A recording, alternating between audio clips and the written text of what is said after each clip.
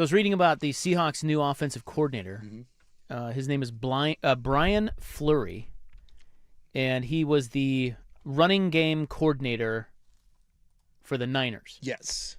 The hated San Francisco 49ers. And, I'm reading field goals. You get it? Field goals? Oh, I see what you did there. Field goals, Gulls. Did you just wink at me? So clever. .com. They have... Did my wink intimidate you? It was weird. We've been together 20 years. You've never winked at me. You winked at me. I like to keep it spicy, man. Like an old man. Yeah. You want a Werther's original? I probably got one in my pocket. So, threw me off my game.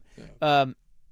No, they put out this list of his success as run game coordinator, and it's pretty good, but it's not like...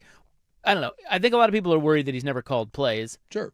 And Mike McDonald, as they point out in this, said in his introductory press conference, in Fleury's introductory press conference, he said, sometimes play calling can be overrated. And I don't know what he means by that. I don't know either. I mean, I'm a little worried about that statement right there. Is he going down the road of not having called plays can be overrated? Or is he just saying, in general, calling plays is overrated? Because that's kind of a... I took it as like having experience in it is overrated. Okay. That's why we're hiring him. That would make more sense, that's what he meant. Because I would make the argument that play calling is a very, very, very, very big... Now, who am I to question if Mike McDonald feels that way? I mean, what am I going to say?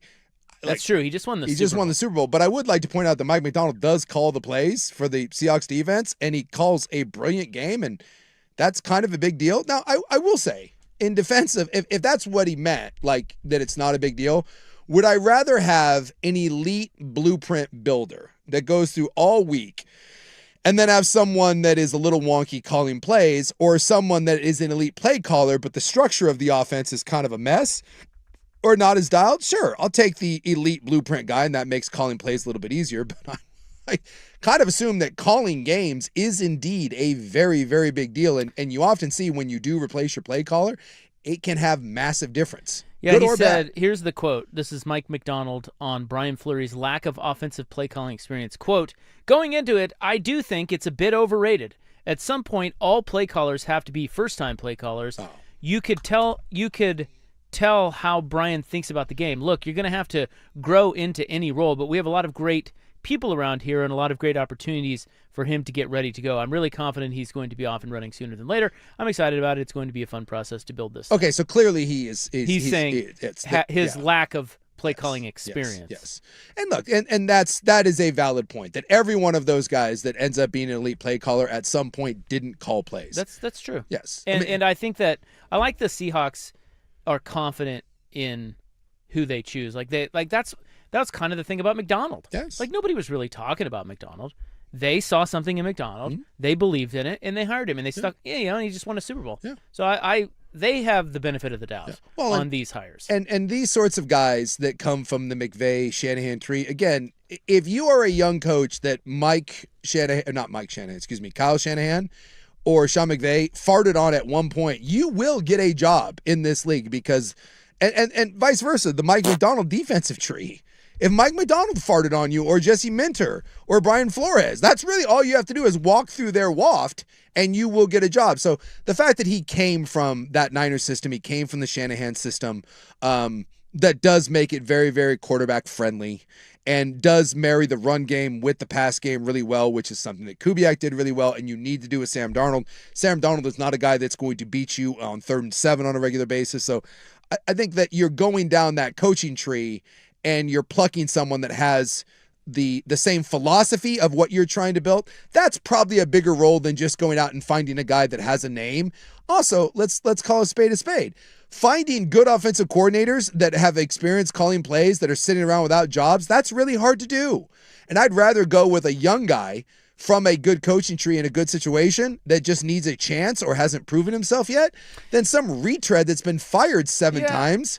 Hey, Nathaniel Hackett, I'm looking at you. I don't want you. Yeah, I hear you. The continuity with the Clint Kubiak offense is good. Yeah. And that's probably a big reason why they chose this guy. Yeah.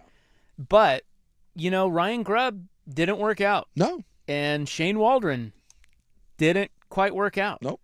So it's hard. Like Yes. that leap is not the easiest leap, and The Lions went from the best offense in football, and Ben Johnson left, and Aaron Glenn left, and they went from the number 1 seed to a team that didn't make the playoffs. Now, I know that there's more into it than that, but one of the hardest parts of keeping a Super Bowl or an elite level team together is not just the roster, it's keeping the coaching staff together. And this will, if I had to say one thing that scares me about Seattle next year, one, Sam Darnold is still led the league in turnovers, right? And if 1 or 2 plays goes the other way, they don't win a Super Bowl. So you still don't have an A+ quarterback.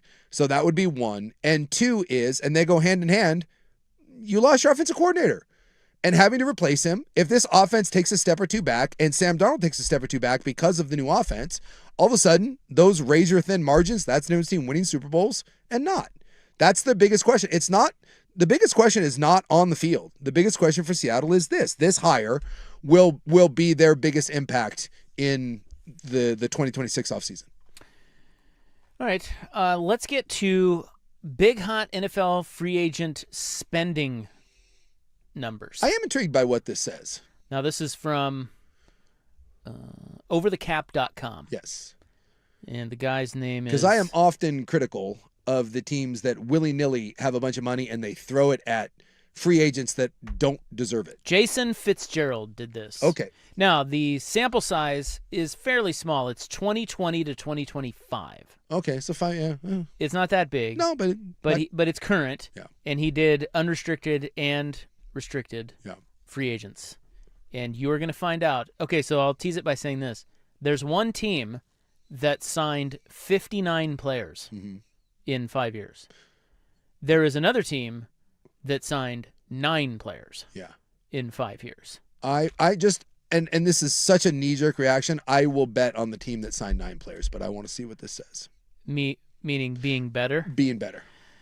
They're both pretty good, interestingly enough. Okay. But your larger point, if you look at, we'll get into it, but if you look at the bottom of the list, there's your playoff teams down there. Yeah. Your good franchises. Yep. And that bottom of the list meaning they haven't signed that many. Yeah.